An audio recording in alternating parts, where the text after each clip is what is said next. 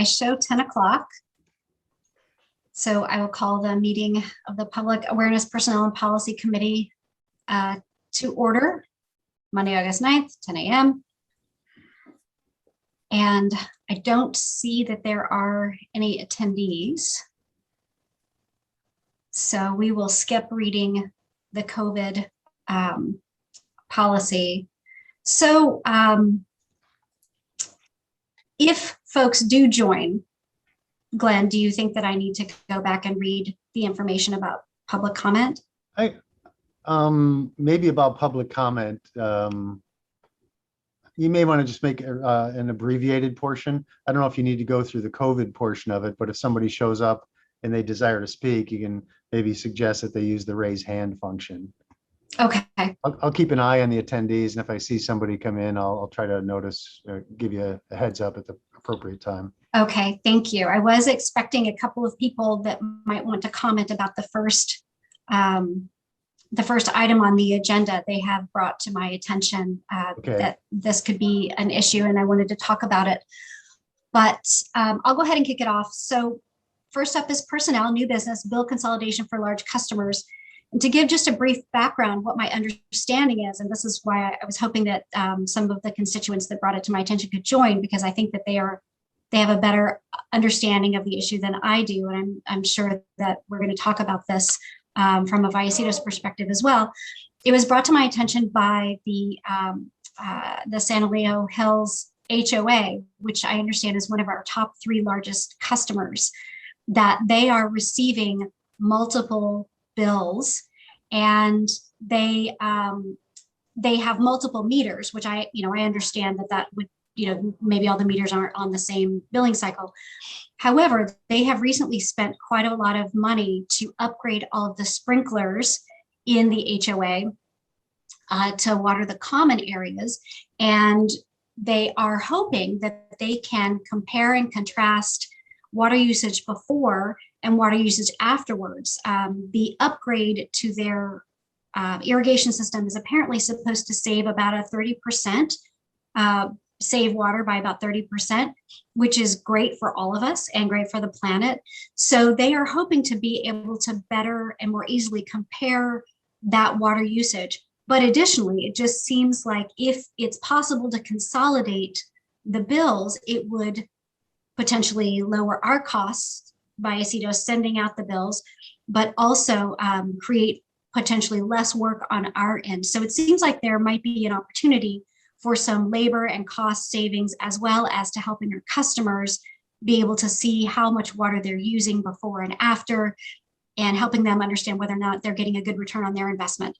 So I wanted to just bring this up, bring this to the board, bring this to this meeting and have a discussion about it to better understand context and also hear from the constituents. And let's see, I don't actually see that they are on. I don't see that anyone has joined just yet. So Glenn, would you mind just, or if it's not you, maybe someone else can speak to kind of the way that we bill and service our large customers? Yeah, so I don't know all the specific details, but typically we send 1 bill per meter address, right? So if you have this, just because it's the same name on it, doesn't mean they all get consolidated bills. They'll get individual bills. So, but that's certainly something we could look at, particularly for large customers like San Alejo Hills. One thing I would mention on the usage, and for those of you who receive a Vallecitos water bill, you probably noticed that on each monthly bill, it shows the 12-month history of your usage. So it goes back in time for that meter, and it'll show like a bar chart that shows how much water you were billed, at least for each of the preceding 12 months. I think there's 13 months, the current one and the 12 preceding months. So any interested customer could look back. It's not in a lot of granular level of detail, and we can probably work on that, but we'd be happy to meet with the San Alejo Hills people, since they are such a big customer, and maybe have a very specific request and need, if you'd like us to do that. I don't know that I'd want to change all of our billing system, and that's one of the things that we don't have anybody from finance or customer service on the meeting today, but I'm not sure what flexibility we have within the North Star program, which is our billing program. how hard would it be to connect bills with common owners and send a single consolidated bill? I can certainly talk with Wes and his team and see what flexibility we have. And then maybe after we do that, we can meet with the San Alejo Hills representatives and see what would be most helpful for them. And if we can do something within the confines of the billing system that we have, certainly be happy to do that.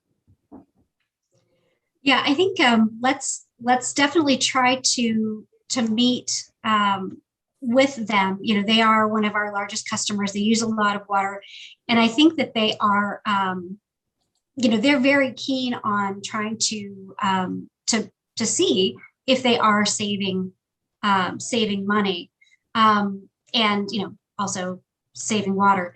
I just got a message that it's that there's someone trying to get into the meeting and it's not allowing them in. So I wonder, can we just check and see if there's anybody in the waiting room? And yeah, I didn't see anybody. Director Boyd Hodgson, they may need to refresh that web page because it might have the old web page on their browser, and that link gets updated as we have new board and committee meetings. Okay. Yes, I'm sorry. I'm multitasking. I know that they really wanted to join the meeting. I got several emails, and you know, trying to walk them through how to join and click on the icon. Let's see. Yeah, and Director Boyd Hodgson, I asked Matthias, our IT supervisor, to hop on to try to work through the issue as well. So Matthias, apparently some people are trying from the outside are trying to join the meeting and they're unable to do so through the link on the website. Okay, let me take a look.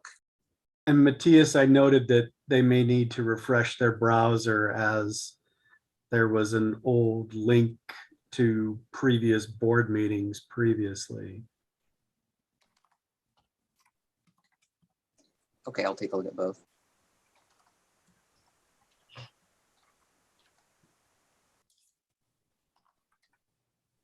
So if we could just give it just maybe another minute, just, you know, I know that they are trying to get in, and allow them public comment. And, you know, if perhaps maybe I should read the public comment. What do you think, Lynn? Should I go ahead and just read that part now? Probably wouldn't make any sense until they're on the line if nobody's here. So. Okay. And Director Boyd Hodgson, if there's some people in particular, if you can provide us with like names and contact information sure. for the people to reach out to. You don't need to do it on the meeting at any time. Just send it to me so we know who to reach out to. Okay. Yeah. Otherwise, we'll just reach out to the account holder of record, and that may or may not be the right person. Yeah, I think so I've been talking with 3 members of the board, and they those are the 3 members that I thought might join with us this morning. And they can introduce themselves. I think that they're still trying to sort of understand how to get into the meeting, and then how to make a comment. Glenn, would you be willing to pass host controls back to me? Yeah. How do I do that again? I'm not seeing my dots. When you click on you can click on me and the panel view, and then you should have an option there. Yeah, all it says is under more, it just says pin. It's the only option it has for you. Okay.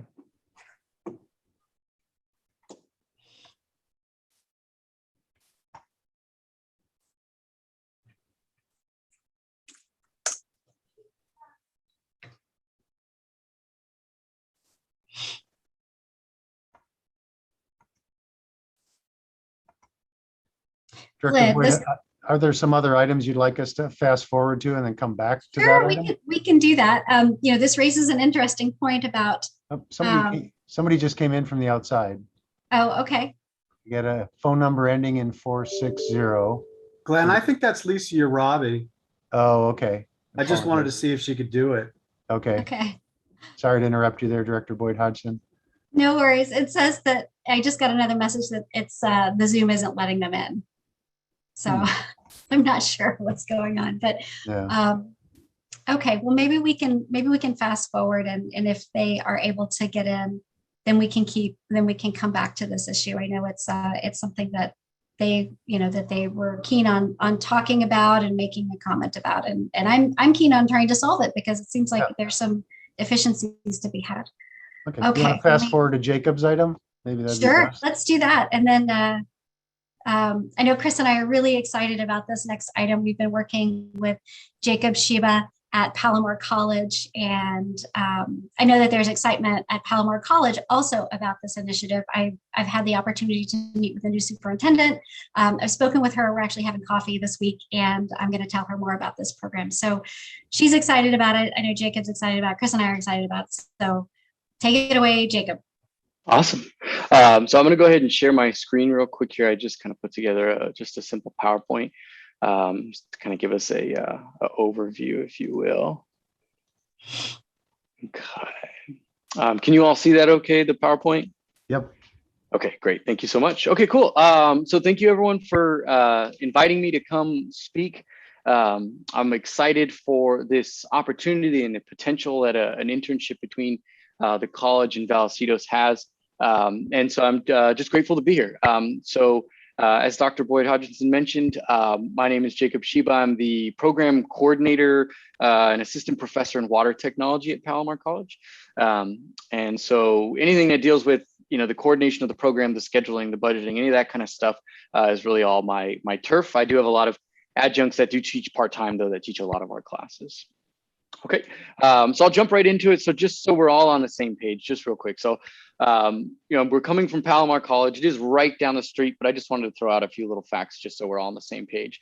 So Palomar College is a public 2-year community college. Our main campus is located right down the street from you all over at Vallecitos. We have about 30,000, give or take, they each year, about 30,000 full-time, part-time students that attend the college. So it's a pretty good sized college, a pretty good sized campus, especially for a community college. It's still very affordable at $46 a unit. It's a very affordable way for those looking to get one of the many degrees, certificate programs that we have. So the college actually has over 200 different programs in both the associate degree and certificate program. And then a lot of students attend the college as well to get the first 2 years of their bachelor's degree before they transfer out to a 4-year.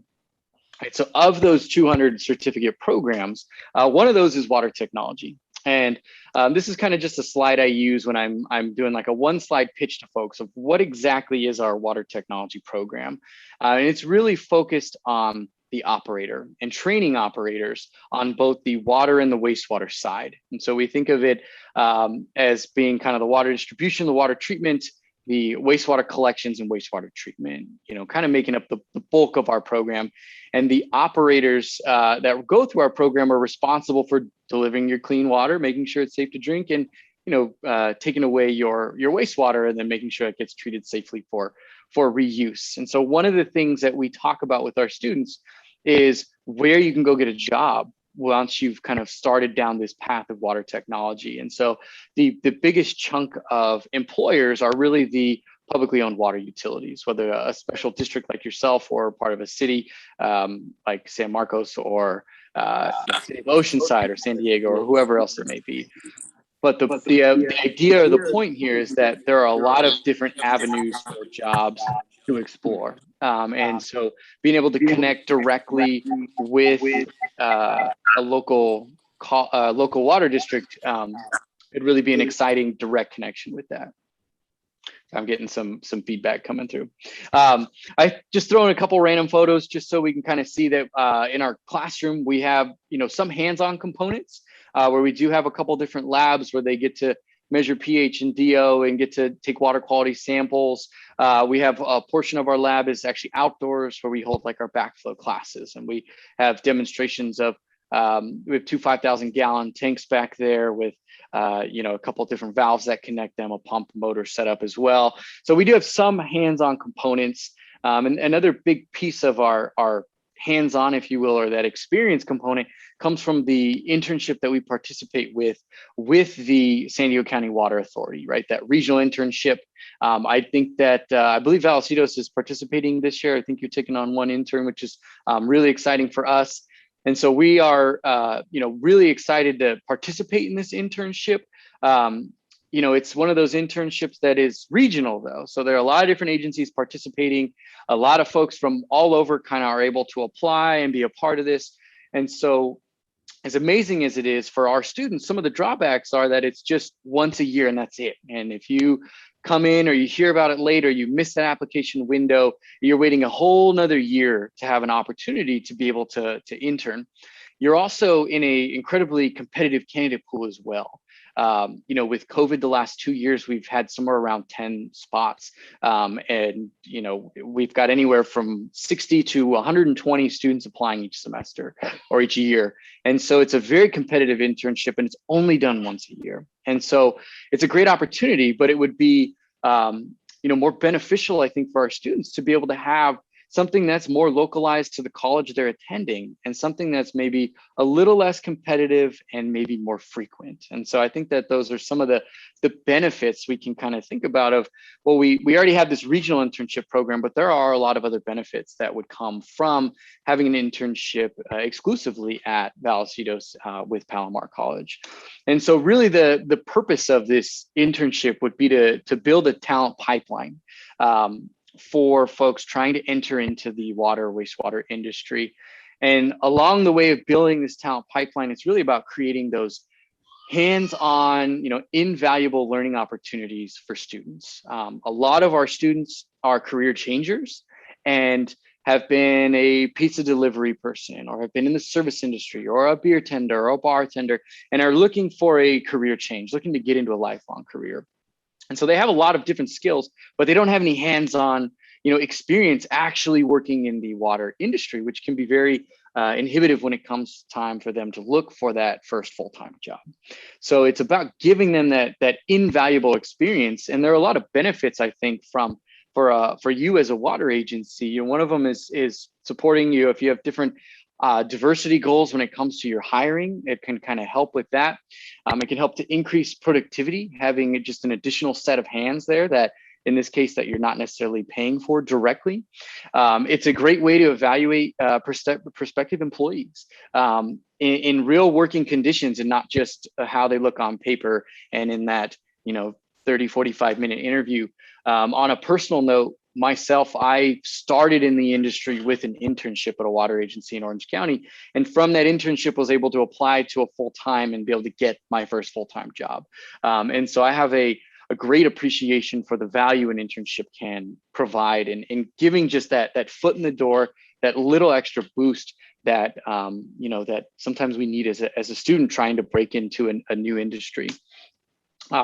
If you end up, say, hiring this person or moving them into a temporary role or a part-time paid role, it can reduce recruitment and training costs as well, and can also help improve retention of folks at your agency. So I think there are a lot of benefits from an agency perspective of having your own internship with the college. And if anyone has any questions along the way, please feel free to interrupt. I'm used to just going on and on and on, especially on Zoom nowadays. So from a requirement perspective, right, there are going to be requirements for the college, requirements for Vallecitos, and requirements for the students. And so from a Palomar College perspective, the way that Director Boyd Hodgson and I and Chris have talked about is proceeding with this internship in the immediate term as an unpaid internship. And we've kind of discussed, and I'm sure we'll have a conversation about that in a little bit, as far as maybe moving it to a paid internship eventually, if we can show proof of concept and budget for it down the line, whatever it may be. But for now, we would like to proceed with this internship as an unpaid internship. And when we do this, Palomar College takes on the liability and takes on the workers' comp as the students being under our umbrella for that still. The only thing that the student needs to do to kind of ensure this is be enrolled in what we call a CE 100 course, which is our cooperative education course. So basically the student takes a course and that's kind of how they're able to enter in and be a part of this internship and be a part of it as sort of being unpaid. And Jacob, now, if I can Please. interrupt real quick, that's a really important aspect, the liability. because every time we brought in interns, that's something that our attorneys want to make sure we address.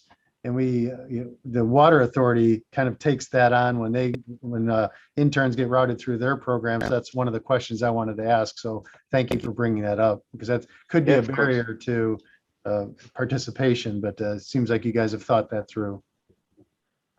Yes, absolutely. Yeah, that's a big barrier. The liability is always the biggest when it comes to establishing a new internship program. With the students being enrolled in a course, all of our courses are pretty much 3-unit courses. Now, when it comes to the internship, we do have flexibility on how many units we would like to make that course. And based on the number of units, the intern would be required to work a certain number of hours on site. Now, it makes the most sense for us to have the course be a 3-unit course, because that's sort of the units that all of our courses are. It makes it a lot easier for the student too, when they're trying to work on how many courses do I need to get my associate or get my certificate of achievement. And so if we proceeded with a 3-unit course, the requirement is about 12 hours per week. It's like 11 and some change, about 12 hours per week. And it would need to take place during the 16-week semester, regardless of whether, it's fall or spring. And then the student enrolling in this course and completing this course, what that does is it provides elective credit for them to go toward their associate degree or toward their certificate achievement. It can help them meet load if they're on financial aid or whatever other, benefits come from additional courses. So they're not being paid, but they are still getting the educational benefit from that. And the 12-hour-a-week requirement is similar to what it would be for any other type of class. If you look at the in-person and the at-home requirements that we were required to pass and excel in a course here at the college. So that's really kind of the Palomar side of things. Now, when it comes to the agency requirements, we have a lot of flexibility in how we set up this internship and how we structure it and what we decide to require and where they're at. So just know that there's a lot of flexibility, and it's really up to all of us to decide how to structure that. But a few of the requirements that we do need to have 3 set learning objectives, right? 3 learning outcomes that says once the student has completed this internship, they should be able to blank, blank, and blank, right? And we can kind of cater those and customize those depending on really what they're doing and what area or what division they're interning in and how long they spend in A, B, or C. But that's really the kind of the main requirement here, if you will. We also, and this is really going to come down to the direct supervisor or mentor of the intern, is really about providing that training, the supervision, the mentorship, and also constructive feedback to the student, right, as they kind of progress through this internship through these 16 weeks. And that onus really, what I've found with other agencies I've worked with and other internship programs, that onus, it really falls on that dedicated supervisor, whoever that person is, to really be the main point of contact for the intern. Now, as we go through the application interview process, we can kind of get a feel for who this intern is and kind of how much freedom they get. And as that trust builds, it can kind of change, but especially initially and in the beginning, it's going to be really important to kind of be able to have that one-on-one between the supervisor and between the intern. We do require for this course the student is enrolled in, we require one brief site visit from a Palomar instructor. That'll be myself, and really just a 5 to 10 minute site visit. Take a look around. What are you working on? Where are you working? What are you doing? Just a short kind of informal meeting. And then at the end of the internship, we do require that basically a sign-in sheet is a timesheet is turned in, along with a brief written assessment of the student's performance. And it really just needs to be brief of kind of maybe where they started and where they went, or how they did, or things they need to work on. The goal of this student is going to be to get a full-time job at your agency and in the industry. So this is really about personal development for them and where they're at in their career and in their life. So those are really the main agency requirements. Go ahead, Glenn. Yeah, I was just going to ask a question. So you mentioned these 3 learning objectives, and in my mind, there's a difference between exposure and experience. So Yes. I could see that maybe the intern could come in and kind of rotate really quickly through a lot of work groups to get exposure to determine what areas they might want to identify as their learning objectives, as opposed to coming up with the learning objectives before they put boots on the ground here. What are your thoughts on that? Is that something that you would have to have defined before they ever start the program? Or no, we can definitely be, they can be an ever evolving process. And you bring up a great point, is how do we want to structure it? Do we want them to spend 4 weeks in 4 different departments? Do we want them to be 16 weeks in one where they're really developing that skill and getting hands-on? It's really up to you all to decide. And to me, from a water agency perspective, the biggest deciding factor is just your staff availability. Yeah. And if you can find a staff member in 4 different departments who's willing to take on an intern for 4 weeks, and be able to kind of rotate them around, and that would be, a way we could structure it. If it's maybe just having them, working with the pump station team for 16 weeks and really kind of starting from a hands-off perspective, and really by the end being hands-on after that 16-week period. That's really up to us how we want to structure that. But the learning objectives, yeah, they can absolutely kind of change and evolve as the internship changes, depending on how structured it is in the beginning. They do not have to be preset. Okay, because I have college age kids, and a lot of times they don't know what they want to do. So that brief introductory exposure may help them say, hey, that's, pump and motors is more interesting than wastewater collections or whatever. Yeah, absolutely. They wouldn't even know what questions to ask at the beginning. Yeah, no, I think that's a great point. And it's open, right? It's really going to be up to us to decide how we want to do that. Okay, thank you. And I think that that's part of the what's really attractive about this too, not only being able to move 1 or 2 young people into the possibility of having a local job where they live, but also the flexibility where we can design it. We can pilot it and design it however meets the need. And if it doesn't work, then we can change it, and it's not set in stone. So I think that that's one of the things that's really flexible. I think everybody wants this to work. So trying to figure out a way to optimally do that is important. And we have the flexibility to do that with this particular road that we would go down. Before we continue, can someone enable chat function for me so that I can chat with IT and send a phone number to them to call to help one of the participants try to get in? I don't have the ability to chat with anybody.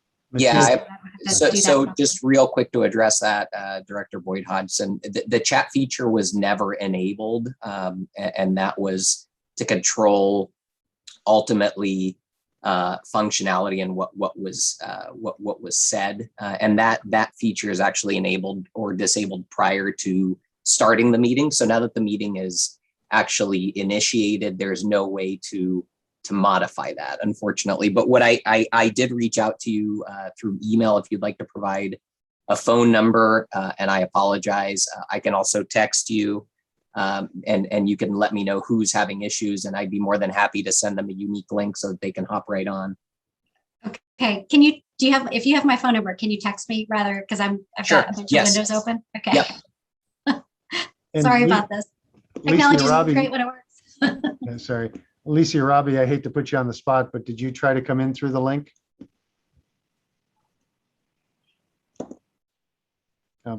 Lisa, are you with us? Oh, well. I believe she hopped off after she connected. Yeah, her name still shows up on my panel list, but okay. All right. The best of technology, right? Yeah. Hey, Glenn, she was actually able to be on it, but Lisa doesn't have a microphone on her PC, so she doesn't have a way to answer you back. Okay. So yes, she was able to get on through the link. Okay, thank you.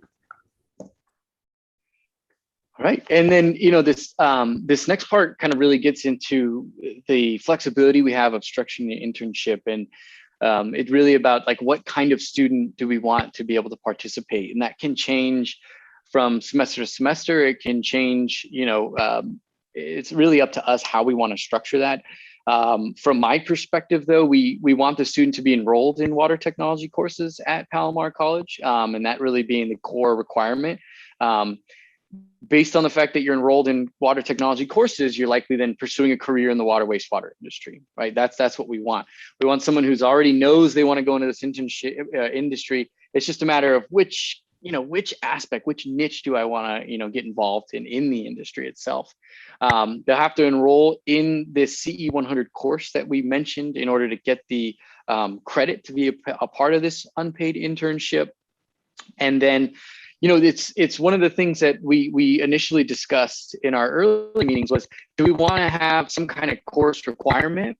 And do we want to base that on that particular internship and then maybe that particular department that they're going to be interning in?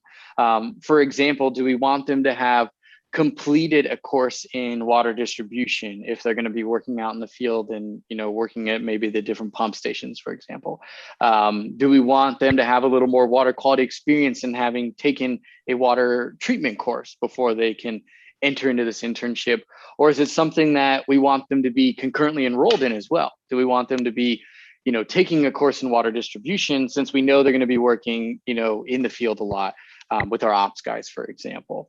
So it's kind of up to us on what we want to require and how we want to require.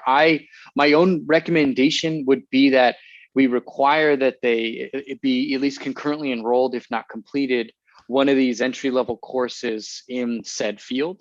If they are just starting out their career in water technology, their first course they usually take is our basically math course. It's our calculations course that settles that math foundation. But other than that, they don't have really a whole lot of institutional or industry knowledge that is really going to be a benefit to have just a little bit more of an idea of what goes on behind the scenes before jumping into an internship. So it's up to us, but that's kind of my thought, is that we do have some kind of specific course requirement. And down the line, as Director Boyd Hodgson mentioned, we can kind of pilot it and see how it goes. But down the line, if we know we want to have a 16-week internship with your folks who do pump maintenance, we can require that they have taken our pumps and motors class, right? Which is usually kind of like your third semester level class that dives very deep into pumps and motors and hydraulics. And so maybe that's the type of student you want to be able to have at that specific type of internship or in that role. So it's really up to us on how we want to structure that. And what courses we want to require from the student. Yeah, I like the either concurrent or have already completed the coursework going into it. It's much more meaningful to their experience. Absolutely. And that gets into the safety aspect, which I'll talk about in a second. Okay, I don't want to take up too much time, so I kind of want to roll some of these off. We initially talked, and Chris brought up some really great points, things that, he thought maybe could have been issues. And one of those was about kind of security and access, with these interns having access to different types of facilities and different locations that aren't necessarily open to the public. And thus far, Palomar College has hundreds of interns every semester in many different industries throughout the county. And thus far, we haven't had any issues with any kind of students breaking that security protocol, or after the internship trying to gain access to something that they no longer are supposed to be, have access to. We haven't had any issues with that. And our coordinator of our interns, brought up that really it's during that application process and interview process is really where we're screening through and vetting these candidates. So that by the time they get through the application process, the interview process, we really have a really good candidate who's a stand-up person that we're not so much worried about them, breaking the rules or trying to gain access to something that they shouldn't, or after the internship trying to, have any kind of issues like that. It is, one thing we could do if we're more worried about that and we want a little more character analysis is require a letter of recommendation. That's something we could think about doing, that they would have to get from someone who they've worked for or worked with, or, a faculty member they've taken a class with, someone who would know them a little bit better. Another thing that not all of our interns at Palomar College do this, but really the best practice is to require a background check. And it's completely up to the agency to decide if that's something you want to do and something to move forward with. But generally speaking, that is the best practice, to kind of do just a basic background check prior to having them start in the program. Hey, Jacob, Yes. what is Vallecitos's role in the selection of the intern? So is that something go ahead. Oh, that's completely up to you all on how much participation you would like. In a slide or two here, I mentioned in my thought was maybe a 3-member panel. Maybe it's myself, a representative from Vallecitos. Maybe it's the supervisor of whatever department they're going into, and an HR representative, and maybe it's a 3-member panel. It could just be me sending you one particular student after I've done interviews. It's really kind of up to you guys on what exactly you want that interview process to look like. It's very informal. All right. And then another issue that Chris brought up earlier in our earlier talks was just about safety, right? And working in a lot of around heavy machinery, heavy equipment, different chemicals. And so to kind of add some knowledge to that student is, again, we can require that they have taken or are currently taking some specific course that's going to lay that classroom knowledge for them, so that they're going to learn all about the main safety precautions, safety protocols in water distribution, in water treatment, whatever it may be. So again, it's just another nudge to require some kind of class that's going to be related to the field that they're going to be in this internship. Yeah, and we have our own internal safety and training programs too, so that there may be a way to integrate particular safety requirements depending on which work group they're assigned with. Absolutely. Like if they needed a confined space training, if they're going to be entering into anything like that, right? Yeah. Whereas other groups may not need it. Absolutely. All right. And then, of course, one thing that is on the top of our minds with anything and everything nowadays is the current pandemic. And, Palomar has continued to allow internships through the pandemic, regardless of what industry or what field this intern is in. It's really up to the employer and the student to decide if they want to proceed forward and how to proceed forward with the internship. The pandemic doesn't seem like it's going anywhere, and it's going to be ever evolving. And so, we want to plan, everything we do at the college, we're planning such that we don't know what it's going to be like, in a couple of months, in a year from now. And so it's really up to the employer and the student to make sure that, safety protocols are being taken, that they're comfortable, whether that's only being on site during certain times, limiting that, and distancing, whether it's wearing masks, whatever it may be, is really going to be up to the employer and the student to decide. In a worst case scenario, if the student doesn't feel comfortable in the workplace, or the employer is no longer comfortable with the student, in the workplace, there are alternative assignments that can be given to the student that's going to still allow them to complete the course. So that way they don't have to drop it and lose their financial aid, or have wasted half a semester and don't get the credits to go through their degree, whatever it may be. So there are alternative assignments we can assign, such that in the middle of the internship we decide that it's no longer safe to continue anything in person. So there is some flexibility there, as well as a backup plan. But most of our internships continued through the pandemic. Hey, Jacob, you mentioned that Vallecitos is going to be participating in the County Water Authority internship program. So when they reached out to us, I expressed a few concerns. One is that I want to make sure that whoever would be assigned as an intern is vaccinated. So, and I'm not sure if all water districts are saying the same thing, but for Vallecitos's participation, we wanted that. And we do have some concerns, at least from the Water Authority's internship program, that you have an intern going from agency to agency to agency, right? They're going through these 4 cycles. Absolutely. We're trying to protect the essential workers at these wastewater and water agencies. And the last thing we want is somebody going and spreading it from agency to agency. And this is be a little bit different in a good way, right? They'd only be coming to Vallecitos. Exactly. So we wouldn't have that similar concern here. And Palomar has initiated the process, at least, that anyone being on campus needs to be fully vaccinated once it gets full FDA approval. Okay. So that can be something also that we build into the internship, is that requirement that, the agency requires their employees to be fully vaccinated to be on site. And that's something that we definitely would be able to require of the students as well. Okay. All right, so wrapping up, I just have 2 more quick slides here. So really, when it comes to the internship structure, it's up to us, right? I think whether we take on, 1 student, whether it's 3 students, it's really going to be up to, internal staff availability and the willingness of staff to take on an intern and be able to see the benefit from this. So that's going to be one of the biggest factors on the structure, the number of interns. And, we need to decide if are we requiring specific courses, and if so, what courses do we want them to have completed or be currently enrolled in? We need to think about those specific activities or projects that we want this intern to be working on throughout the semester.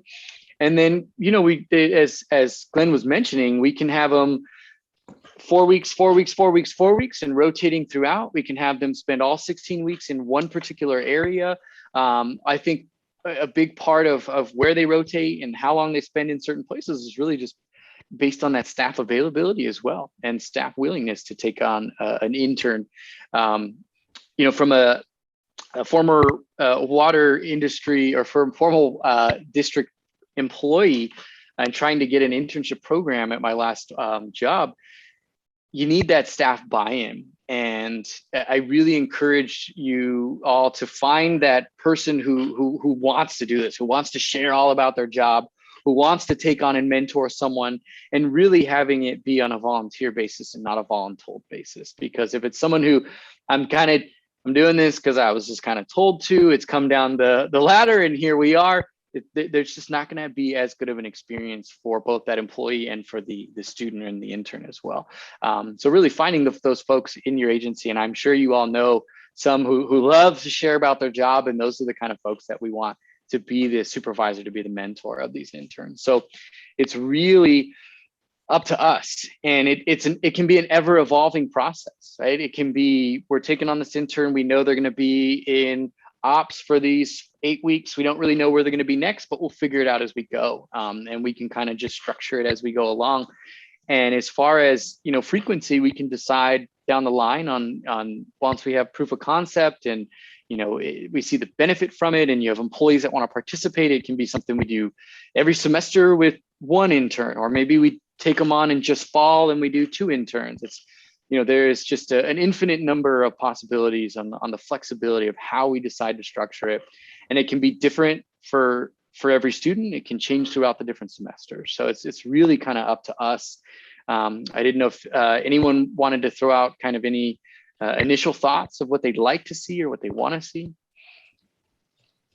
Well, I think, we need to start small, because I don't want to bring on 10 interns and then, bury it. Absolutely. One of my concerns when we do these types of programs is the impacts on the staff workload, because we all understand at the beginning you're kind of holding the intern's hand and teaching them, but you'd like to think over the course of time you're getting some production out of them, and they're contributing to the agency as well as gaining their own experience.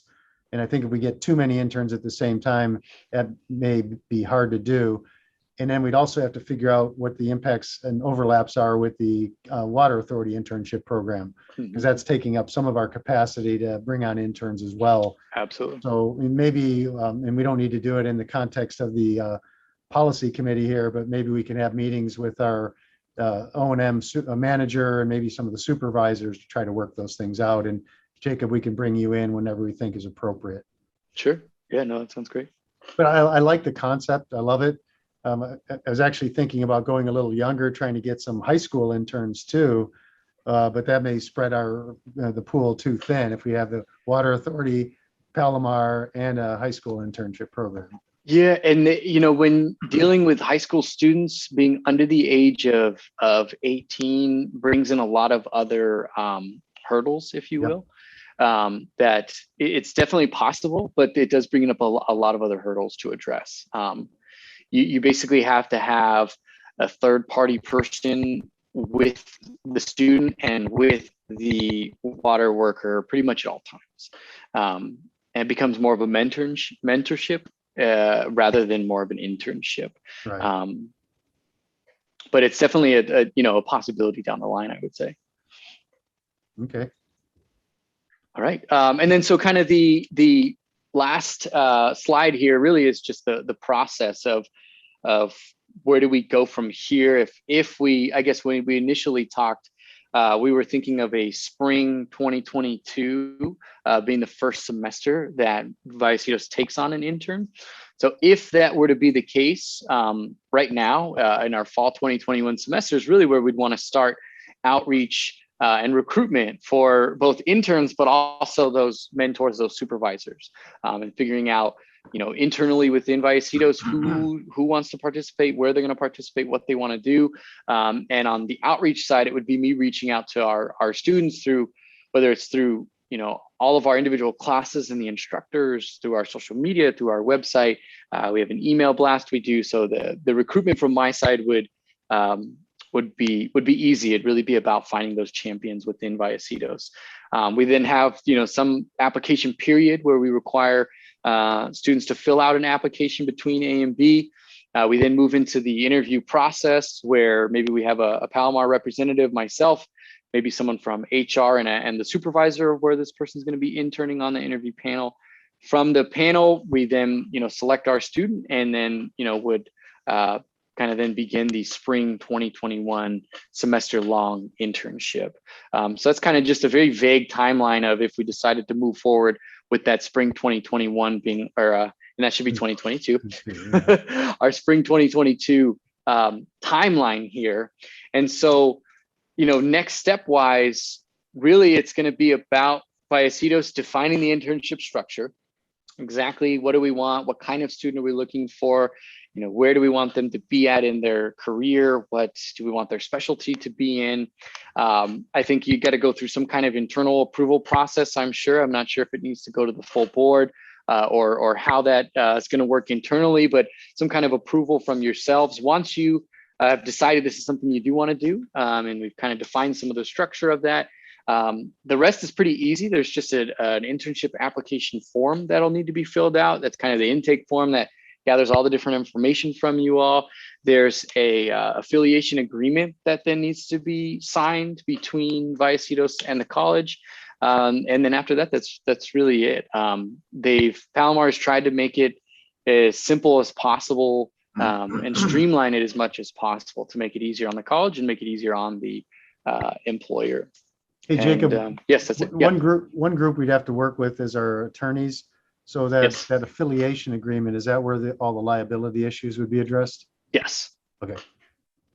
Yep. And I have a copy of that. I think I had already sent that too, but I can send it to everyone on today if it's just something you want to have to be able to look at. If you can, thank you. Sure, absolutely. I'll send that out. Okay. Any other comments or questions or thoughts? Chris, anything that you guys have talked about offline that I need to know about, or we can talk later if you want? No, I don't think so. Jacob gave a nice presentation. That's okay. Pretty much the items we spoke about. Well, Jacob, thank you. I think this is trying to think about it from a potential or prospective student's perspective. This is great. I mean, that hands-on experience, even just getting a chance to talk to the people that are actually working in that industry is huge. Mm-hmm. And to get the actual opportunity to move the levers and, do the instrumentation, all that is great. So I think we can make this work. All right. Awesome. Well, thank you very much for having me. I think that's great news. Thank you, Jacob, for presenting. And I also just want to compliment Chris because, in the course of these meetings, Jacob and Chris were sort of working together to sort of figure out what the objections could be and work through those and figure out how to troubleshoot and problem solve those. So thank you both for doing that. I think it makes it an easier lift and easier to envision on the part of Vallecitos when all of the what ifs are already addressed. And I'm so excited about this program. And I hope that we can make it work. I think that it'll bring benefit to the community and also Vallecitos. I mean, we've heard General Manager Pruitt say numerous times that we have 4,500 jobs in the next 5 years that need to be filled in San Diego County in the water sector. And Vallecitos has a number of those. So this is one way that we can get young people in from the community. They can live here, they can work here, and it benefits everybody. So I'm really grateful for the chance to, to have tried to sort of pull this together, and Chris's expertise and Jacob's expertise. And thanks for presenting, Jacob. I hope that we can keep it moving forward. Absolutely. Thank you again, and looking forward to it. All right. Thank you. Thank you, Jacob. Director Boyd Hodgson, we still don't have anybody from the public. I know, and it's I've been sort of going back and forth. I'm not sure what the issue is, but it's really, I feel and I'm hearing the frustration coming through. Yeah. I'm not sure why folks can't access the link on the website.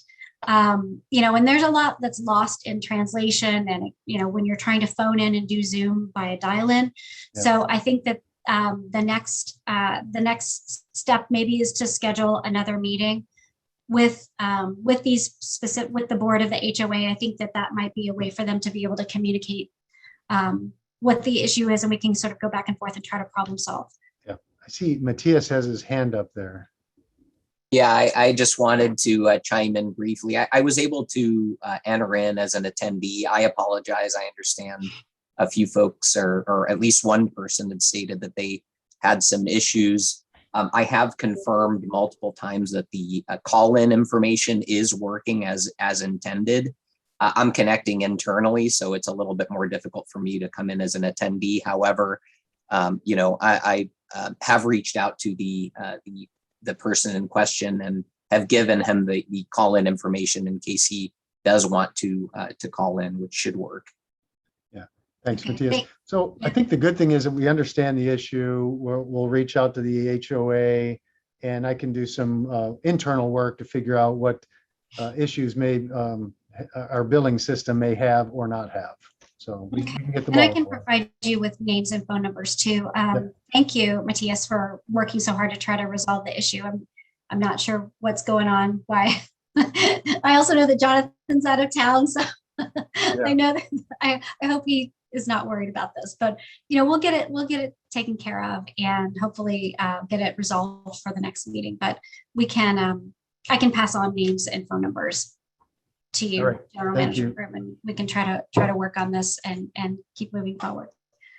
Okay, let me pull up my agenda again. I have a lot of windows open, so just bear with me one moment.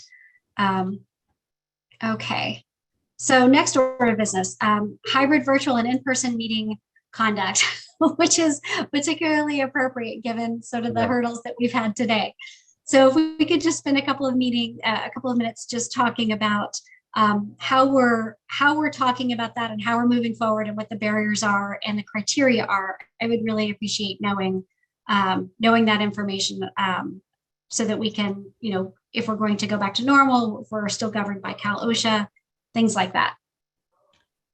Yeah, so our target is, we're looking forward to a day when we can get back to meetings the way they were before COVID ever came. We're trying to avoid the hybrid to the extent possible. Having said that, we know that when we get back together in person, when I say we, I'm talking about the board, staff, interested members of the public can all come to a board and committee meeting for that matter, but still allow the public to participate remotely. I don't think that's ever going to go away. What may become problematic is to have 3 board members in the boardroom and 2 trying to participate remotely. And that's going to be difficult from both a technological perspective and ultimately from a Brown Act perspective. Pretty soon, these exemptions that the governor has approved for conducting public meetings will go away. And I don't think that's that far in the future. So we're looking forward to everybody, the board members and staff coming back to the meetings in person. So what else would you like me to touch on, Director Boyd Hodgson? I think that's great. I think that, that's all the information that we have, and that's what we have to go on. Regarding the Brown Act, I mean, in the corporate setting, you have people that do business all around the world, and there are people on conference lines and people in a conference room at the same time. Can you help me understand how, what potential hurdles there might be with the Brown Act if we were to, to have conduct of meetings, where some people are in the room on the dais and other people are calling in. Are you talking from a legal or from a technical perspective? From a legal perspective. Yeah, so from a legal perspective, if you rewind the clock to before COVID, if a board member wanted to participate remotely, they would have to post and identify where they were going to be participating from, and they'd have to allow the public access to that place that they were conducting the meeting from. So last week, Director Pennick was in Lake Powell. So in the past, before the COVID exemptions, he would have had to say, I'm participating in a meeting remotely from Lake Powell. Here's the address of my houseboat, and come on and join me during the meeting if you'd like to. That's what the law said. When I worked at Carlsbad, we actually had a city council member who participated from Hawaii, and they had to notice and post in the hotel where they were meeting from. So they reserved the business room there, and obviously nobody showed up to attend, but they had to conduct the meeting. They could have done it from their hotel room, but then they'd have to invite somebody in. So they went to the business meeting. So it's pretty structured from the Brown Act. So most people, if they're out of the area, they just choose not to participate. Mm-hmm. If we wanted something hybrid in the future, we'd have to go, assuming there's no permanent changes that are going to go beyond COVID, we'd go back to that system where you'd have to notice where you're participating from and allow the public to join you at that meeting. And nobody really wants that. There's been, well, that's not reasonable, right? I mean, it's not, yeah. But I think in that the reasonableness is being challenged by COVID. And I know there's been some bills proposed that would kind of soften the restrictions of the Brown Act. And I'm not sure how many of them will become successful and actually be enacted into law. Mr. Gilpin knows better than any of us, and he's provided some updates at the previous board meetings, but we're all shooting towards this desire to get back in person. I think that's hopefully everybody's goal, and find a way to accommodate those folks that either can't or don't want to, particularly on the public side of things. Okay. So from a technical perspective, if there's several board members in the board chambers and several participating remotely, it just gets difficult with things like feedback, audio feedback. And I've talked with Matthias about that, and he told me it would be a lot easier if you had all the board members participating from the same location in a boardroom. And then we can figure out how to allow the public to participate remotely, much easier than the board members. Mm-hmm. Okay, thank you. I don't know if Director Pennick has anything to add to that, or. No, I think it's been touched on. I mean, I would like to get back to some new normal, to be honest, in person. My own personal opinion, but nope, you've touched on it, and then we just I know it's very fluid. So.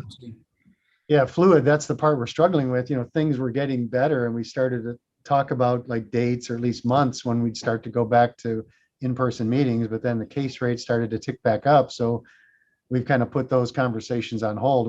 We're trying to figure out from a staff perspective, what do we need to do with these changing requirements and changing conditions. But we haven't forgotten about the board meetings. So hopefully by the end of the calendar year, we'll be back in person. Mm-hmm. Okay.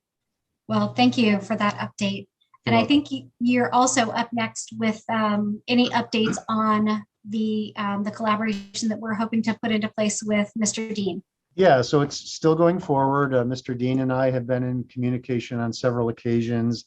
He submitted his scope of work. I'm reviewing the scope, and it'll ultimately lead to a contract.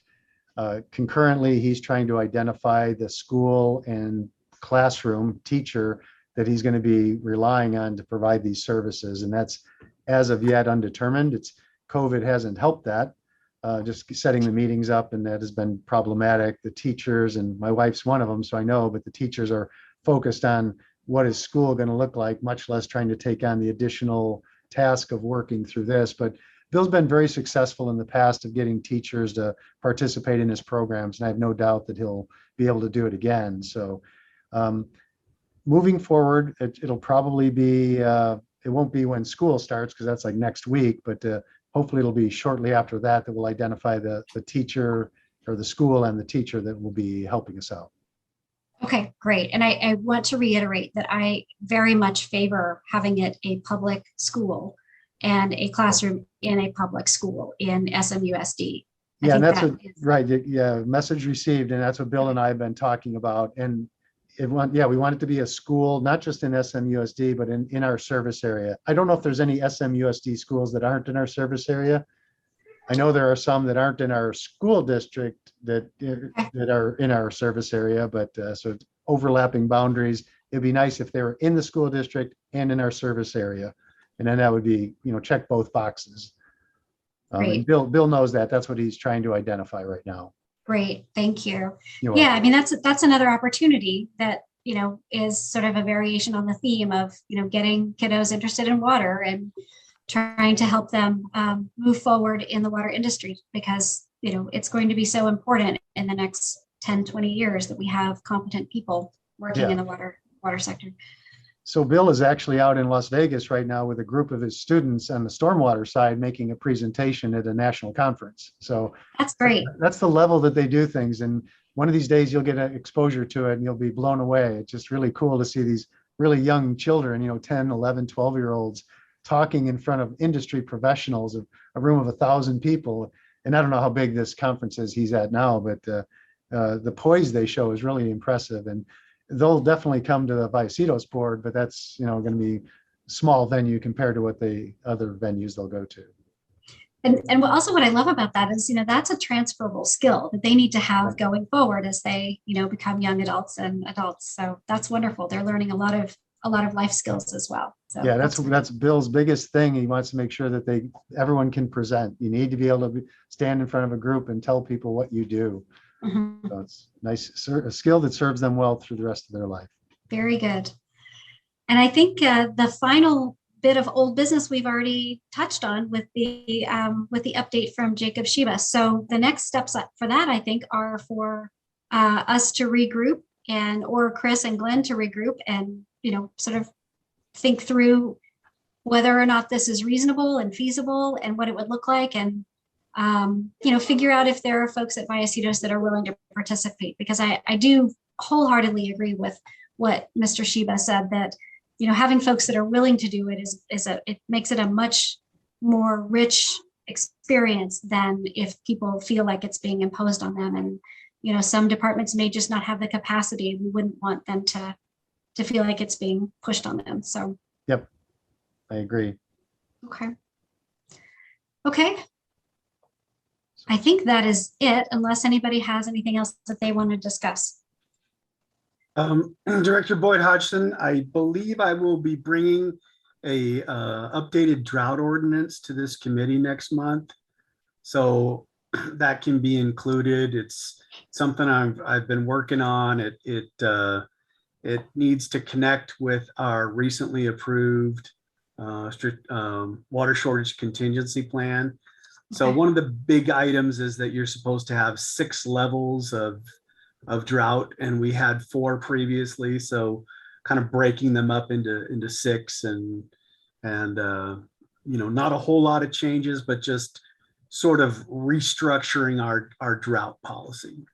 So that probably should come to this committee before going to the full board. Okay, thank you. I'll look forward to seeing that. And, one of the things in our recently approved plan that I found really helpful was, because people are asking, well, how do I reduce my, what kinds of things should I stop doing? How do I reduce my water? And in the approved plan, it says things like, well, once you hit a certain tier, not filling your swimming pool, for example, or watering by hand, and having those concrete examples. And, maybe you've even thought about putting together a video like you all do that are so great. Having concrete examples to really help people visualize is going to be helpful, rather than something that's kind of ethereal. Yeah, you're absolutely right. It's hard for people to envision what does saving 15% even mean? What concrete steps could I take? So yeah, I think a video is a great idea. I had a customer ask me when we were, I think, at 20% several years ago, and there was 5 in the family, and he said, well, does that kid not get to use the shower? And I was like, that's a hilarious answer, but sort of, that sort of works, or everybody else trims their shower. Yeah, we're rotating through our house right now. It's not your week to shower. I'm joking, we're not doing that, but really, it is pretty hilarious. I think so. Just a personal experience. Just this past weekend, I went to Prescott to visit my in-laws, and we took one of our kids with us. And I always preach about water conservation and take shorter showers and that. But it wasn't until this trip his name is Connor. It wasn't until this trip that Connor realized how far water has to be transported, because we passed right over the Colorado River, and he had just complaining about how long the drive was and how long he'd been in the car. And then I said, we just passed over the Colorado River. I said, this is where most of our water comes from. And he was blown away. He had no idea that it came from that far away. So I don't know how to impress that upon most people, but whether it's Colorado River or the Bay Delta, it's a lot of work to get the water here. So maybe that makes a difference to some people. It's a lot of work. I just drove up to Lake Tahoe area. I drove up and back, and you drive through the Central Valley and you cross over the California aqueduct several times. Yeah. And it's really a feat to behold how you can see it on your Google map or your GPS system, but I actually stopped and looked at it too, because it's just, it's really quite a feat of engineering, but it also makes that point too. It is a long distance. So yeah, for sure. Well, our next meeting is going to be September 13th because of Labor Day. So we're going to push it another week. And unless anyone else has anything to comment on, then we will adjourn. Anything else? Okay. All right. This meeting is adjourned. Nice to see everyone. Thank you. Okay. Yeah.